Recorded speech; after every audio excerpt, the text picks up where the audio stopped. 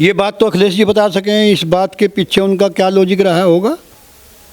लेकिन या तो मैं भी कह दूंगा कि हम भी 80 पर लड़ लेंगे, भाई हम भी 80 पर लड़ लेंगे।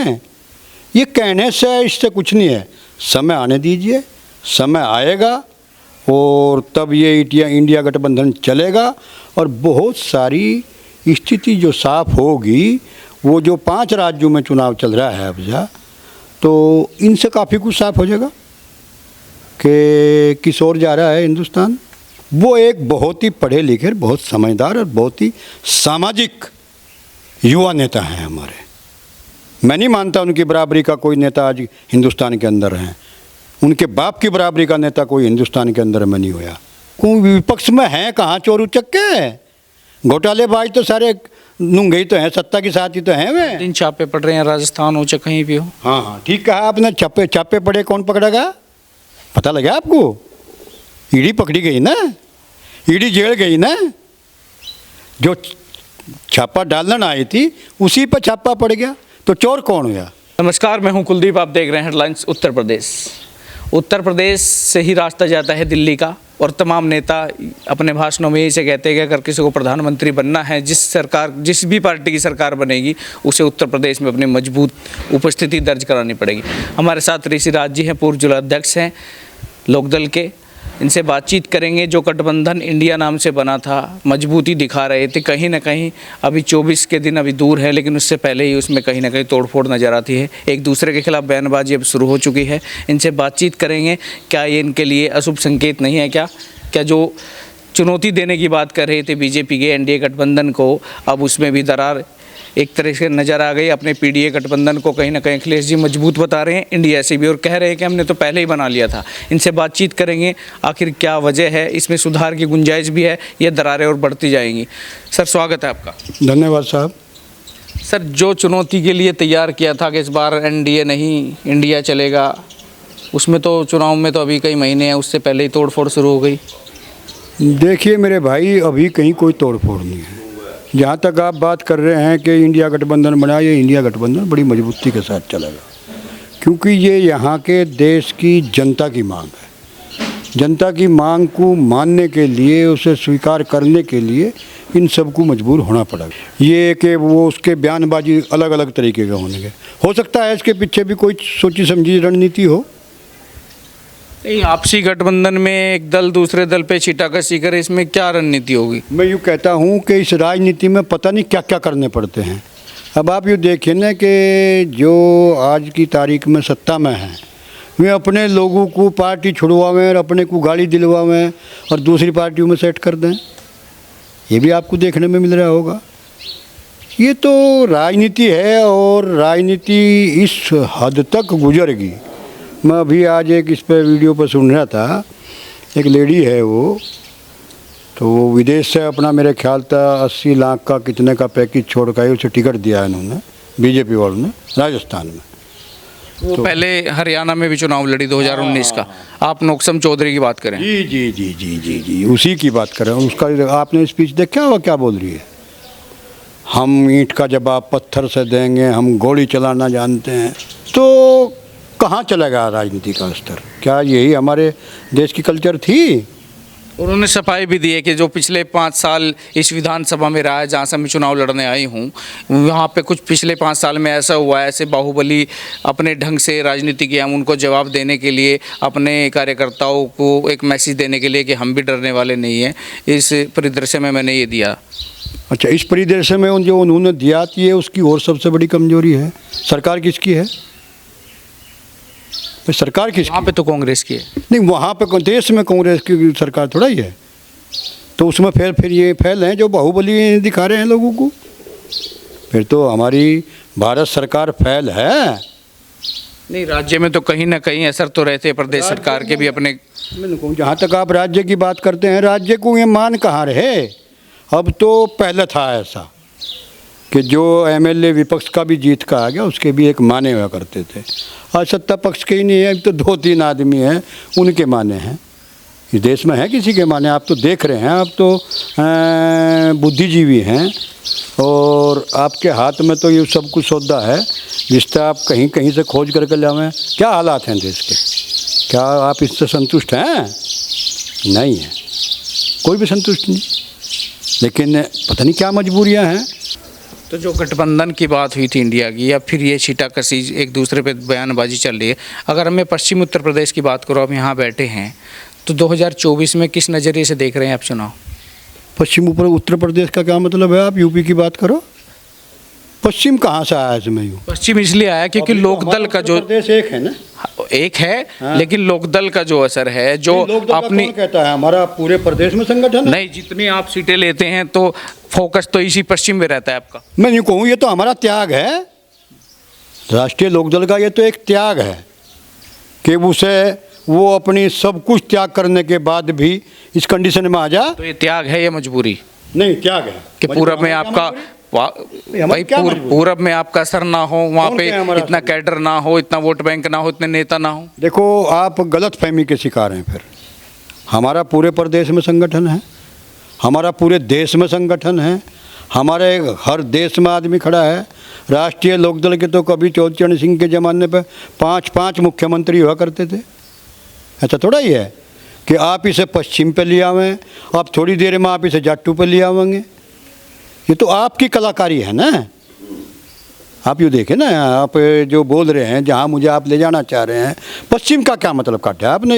ये मेरी समझ से बार बार मैंने बता दिया जो मतलब निकाला। नहीं, मैं निकाल, लोकदल की जितने सीटें शेयरिंग होती है किसी भी दल के साथ, चाहे गठबंधन बीजेपी के साथ रहा हो या सपा के साथ रहा हो, जितनी सीटें आवंटित हुई आपको, जितनी आपके हिस्से में आई, वो पश्चिम में आई हैं। आपने कभी गोरखपुर की सीट तो नहीं मिली, कोई बलिया की तो नहीं मिली, कोई लखनऊ की तो नहीं मिली, तो इसलिए पश्चिम की कह रहा हूँ ना मैं। आपने कहा कि आपको सीट नहीं मिली, तो हमारा त्याग देखें ना, हमारा सहयोग देखें ना, कि हम कुछ अपना सब कुछ लुटाते हुए भी और उसे निभाना चाहते हैं।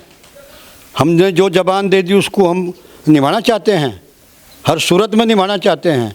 तो ये तो हमारा त्याग भावना है। अखिलेश जी तो 2 दिन पहले भी बोल चुके हैं कि हमारी तैयारी 80 पे है, लेकिन हम अगर गठबंधन रहा भी तो 65 सीटें, 15 में सभी जितने भी हमारे गठबंधन के साथी है, चाहे वो लोकदल हो चाहे वो कांग्रेस हो, सभी 15 सीटों में रहेंगे सिमट के। ये बात तो अखिलेश जी बता सकें, इस बात के पीछे उनका क्या लॉजिक रहा होगा। लेकिन या तो मैं भी कह दूँगा हम भी 80 पर लड़ लेंगे, भाई हम भी 80 पर लड़ लेंगे। ये कहने से इससे कुछ नहीं है, समय आने दीजिए, समय आएगा और तब ये इंडिया गठबंधन चलेगा और बहुत सारी स्थिति जो साफ होगी। वो जो 5 राज्यों में चुनाव चल रहा है अब तो इनसे काफ़ी कुछ साफ हो जाएगा कि किस ओर जा रहा है हिंदुस्तान। तो कहीं ना कहीं आप जैसे लोकदल की स्थिति की बात करूँ तो लोकदल तो इसमें वेट एंड वॉच वाली स्थिति में है।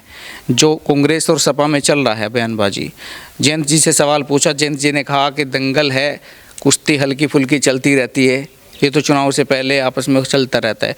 तो आप तो देख रहे हैं कि क्या होने वाला है। आपके हाथ में तो लोग ये भी कह रहे हैं दोनों हाथ में लड्डू हैं। अब चर्चा ये भी चल रही है कि सपा जाएगी तो बसपा आ जाएगी इंडिया गठबंधन में यूपी में, हम तो फिर भी वहीं के वहीं पे हैं। तो इसलिए शायद आप चुप्पी साधे हुए कि होने दो जो हो रहा खेल। नहीं, हम यूँ कहें, हम बोल लेंगे तो आप फिर कहोगे कि तो बोलता है। हम चुप रहेंगे कि नहीं साहब ये तो चुप्पी साधे हुए हैं। आखिर आप लोग चाहते क्या हैं भाई? ये तो मैटर हमारे राष्ट्रीय अध्यक्ष का है। जो आप मुझसे पूछना चाहते हैं कि वे चुप बैठे हैं, वे यूँ कहते हैं, ये वो कहते हैं, वो एक बहुत ही पढ़े लिखे, बहुत समझदार और बहुत ही सामाजिक युवा नेता हैं हमारे। मैं नहीं मानता उनकी बराबरी का कोई नेता आज हिंदुस्तान के अंदर है। उनके बाप की बराबरी का नेता कोई हिंदुस्तान के अंदर में नहीं हुआ। मैं एक दफ़ा के कांग्रेस के बहुत बड़े नेता हुआ करते थे, कल्पनाथ राय जी, उसने यूँ कहा था कि आज की तारीख में हमारी संसद के अंदर चौधरी अजीत सिंह जैसा और इससे काबिल आदमी मैं अपने जीवन में नहीं देखा और कोई दूसरा नहीं है। उनकी तो मैं यूँ कहता हूँ, उनके पीछे ये लोगों के षड्यंत्र कि यूँ तो जाट है, यूँ तो जाट्टू का दल है, पता नहीं क्या क्या यही चौधरी चरण सिंह के पीछे रखे। लेकिन ऐसे काबिल इस देश को ऐसी महान आत्मा कभी कभी जन्म लेती हैं, जैसे चौधरी चरण सिंह हुए और चौधरी अजीत सिंह हुए। और ये चौधरी चरण सिंह का पोता है और चौधरी अजीत सिंह का बेटा है। इसमें दोनों के गुण समाये हुए हैं। आप देखिए ना कितना धैर्य से वो बोलते हैं, कितने साफ सुथरे लहजे से में बोलते हैं, कितने साधारण तरीके से वो रहते हैं। आप देखिए ना उनकी बात। लेकिन जो 2014 की बात की जाए, 19 की जो परिवर्तन आया देश में, लगातार जो नेता, चाहे जो अजीत सिंह की बात की जाए, जयंत जी की बात की जाए, लगातार अजीत सिंह भी जीते हैं लगातार, फिर बागपत से हार, मथुरा से हार, उसके बाद ये 19 में फिर यहाँ से मुजफ्फरनगर से हार। अब संजीव बालियान जी से बार बार सवाल पूछते हैं कि इस बार इंडिया गठबंधन बना है, बहुत मजबूती है, तो वो तो कहते हैं कि तो 19 में बना था, मेरे सामने तो सभी दल एक मिलकर अजीत सिंह लड़े थे, तब क्या हुआ, अभी क्या हुआ? इस बार तो बसपा भी अलग लड़ेगी, इस बार तो मुझे कोई टेंशन ही नहीं है। आपने बताया कि चौधरी अजीत सिंह हारे। चौधरी अजीत सिंह हारे कब? यहाँ का युवा हारा, यहाँ का किसान हारा, यहाँ का दलित हारा, यहाँ का मजबूर हारा। चौधरी अजीत सिंह नहीं हारे, यहाँ के तो वे लोग हारे। चौधरी अजीत सिंह का हारने का मतलब है कि ये सब लोग हार गए। कहाँ है आज इनकी हालत? देखिए कैसी दयनीय हालत है चौधरी अजीत सिंह के हारने से, चौधरी जयंत जी के हारने से। कहाँ चले गए ये लोग? वो तो कहते हैं कि मैं हर वक्त लोगों के बीच रहता हूँ, वो तो साल 2 साल में एक बार हेलीकॉप्टर से आते हैं और आके घूम के चले जाते हैं। कौन? जयंत जी पर कई बार वार कसा है। संजीव बालियान जी किसने कसा? संजीव बालियान जी ने। संजीव बालियान जी होते कौन है किसी पर वार करने को और किसी पर टोंट कसने को? वो उनका अपना मैटर रहा होगा। चौधरी जयंत सिंह जो हैं वो जनता के बीच में रहते हैं। हम कभी जातिवाद में, धर्मवाद में, ये चौधरी चरण सिंह की नीतियाँ, चौधरी अजीत सिंह की नीतियाँ, इनमें कभी कोई विश्वास नहीं करते।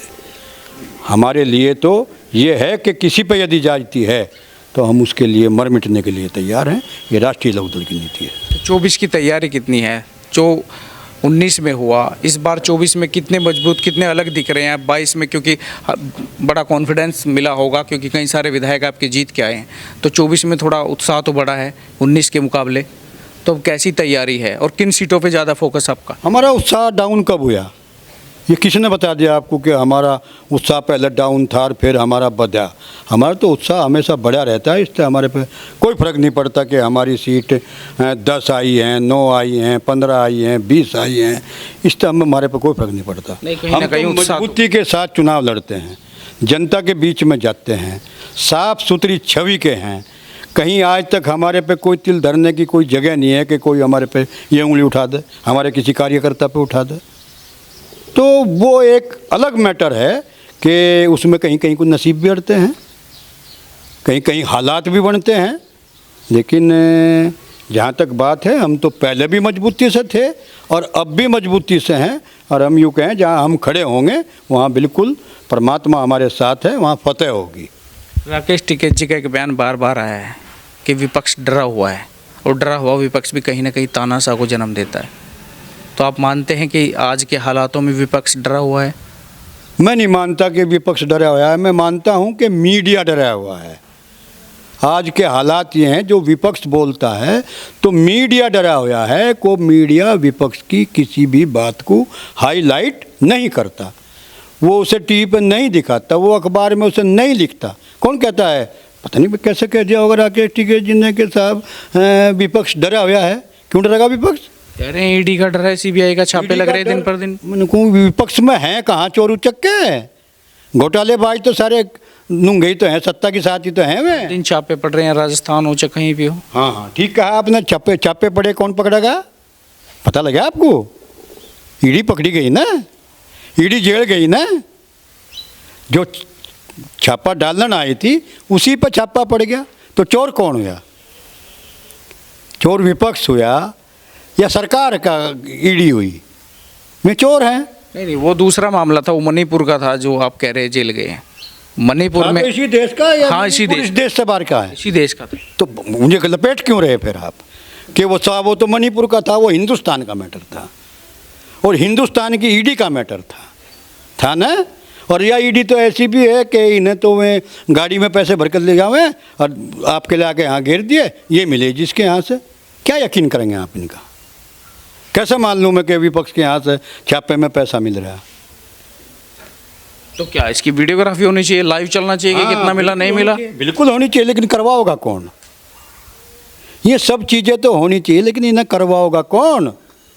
बात तो ये है ना मेरे भाई। आप कैराना लोकसभा में हैं, शामली जिले की बात करें तो तीनों सीटों पर गठबंधन की जीत हुई। 5 विधानसभा इस लोकसभा में है कैराना में, 3 आपके पास हैं अभी, 2 बीजेपी के पास। 24 में क्या देख रहे हैं इसमें? 24 में हम जीतेंगे, हम चुनाव लड़ेंगे। लेकिन अभी तो खींचतान गठबंधन को लेके भी है ना, सपा वाले कह रहे हैं हमारा है, कोई खींचतान नहीं, लोकदल वाले कह रहे हैं हमारा है। ना, कहीं कोई खींचतान ही नहीं। ये सीट हमारी है और हम चुनाव लड़ेंगे। सीट लोकदल की है? हाँ, लोकदल की है, पहले से लोकदल की। सपा वाले अपना दिखा रहे हैं कि दमखम के हमारे यहाँ 2 कैंडिडेट तैयारी भी दिन रात कर रहे हैं कि मैं कहूँ उनका कार्यकर्ता काम कैसे करेगा फिर, क्षेत्र में घूमेगा कैसे यदि सपा वाले उसे यूँ नहीं कहेंगे तो उसके कार्यकर्ता तो घर बैठ जाएंगे फिर। नहीं, आपकी पार्टी से आपके जो दावेदार हैं, जो संभावित दावेदार हैं, तैयारी कर रहे हैं चुनाव लड़ने की, उनसे ज़्यादा सक्रियता उनकी है, चाहे तीतरो वाले चौधरी इंदर सेन हो, चाहे कैराना से नाई दर्शन की वैनिक रासन हो। मैं इससे भी सहमत नहीं आपकी बात से। कैसे कह दिया आपने कि भाई उनकी सक्रियता ज़्यादा है? सक्रियता हमारी ज़्यादा है और हम पहले से सक्रिय हैं। सीट हमारी है, हम इस पर लड़ते आ रहे और फिर लड़ेंगे। वो ये कह रहे हैं ना, कैंडिडेट तो हम ही थे, भले आपके सिंबल पे लड़ लियो, वोट बैंक तो हमारा है, नाई दर्शन परिवार। इसका क्या मतलब हुआ? फिर क्यों लड़े हमारे सिंबल पे?